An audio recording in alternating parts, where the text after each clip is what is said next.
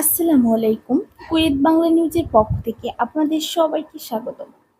আজকের এই ছোট্ট ভিডিওটির মাধ্যমে আপনাদেরকে জানিয়ে দিব কুয়েতের কয়েকটি গুরুত্বপূর্ণ নিউজ সম্পর্কে। প্রথমেই জেনে নেবেন তালিকায় বর্ণিত আইডি সময়ের বিপরীতে পাসপোর্ট বিতরণের জন্য দূতাবাসে প্রস্তুত আছে। পাসপোর্ট বিতরণের সময়সূচি অফিস চলাকালীন সময়ে প্রতিদিন দুপুর 1টা হতে বিকাল 3টা 30 পর্যন্ত খোলা থাকবে। এদিকে প্রবাসী কল্যাণ ডেস্ক থেকে জরুরি বিজ্ঞপ্তি।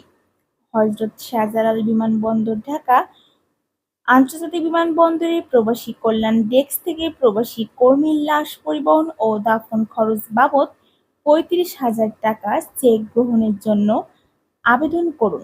প্রয়োজনীয় কাগজপত্র: ১. স্থানীয় চেয়ারম্যান কমিশনার কর্তৃক প্রদত্ত ওয়ারিশ সনদ, পারিবারিক সদস্য সনদ। ২. বিবাহিত হলে মৃতের স্ত্রীর জাতীয় পরিচয়পত্রের ফটোকপি। অবিবাহিত হলে তালাকপ্রাপ্ত হলে বাবা-মায়ের জাতীয় পরিচয়পত্রের ফটোকপি। আজকের কুয়েতের সর্বশেষ গুরুত্বপূর্ণ সংবাদে জেনে নেবেন কুয়েত সরকার প্রবাসীদের জন্য নতুন যে সুবিধা আনলো। প্রবাসীদের বিরুদ্ধে ব্যাপক অভিযান চালাচ্ছে কুয়েতের আইন শৃঙ্খলা বাহিনী। গ্রেপ্তার করা হয়েছে বহু প্রবাসীকে। এরই মধ্যে দেশটি জানালো বৈধ প্রবাসীদের জন্য নতুন এক সুবিধা আনছে। এর আওতায় দেশটিতে বসবাসকারী প্রবাসীরা নিজেদের দেশ থেকে পরিবারের সদস্যদের কুয়েতে নিয়ে আসতে পারবেন। মধ্যপ্রাচ্যের সংবাদ মাধ্যম গালফ নিউজ বলছে, কুয়েতে বসবাসকারী যেসব প্রবাসী বিশ্ববিদ্যালয়ের ডিগ্রি নেই তারা এই নতুন সুবিধার আওতায় পরিবারের সদস্যদের নিজ দেশে থেকে কুয়েতে আনতে পারবেন। তবে এজন্য ওই প্রবাসীর মাসিক আয় হতে হবে অন্তত 800 কুয়েতি দিনার।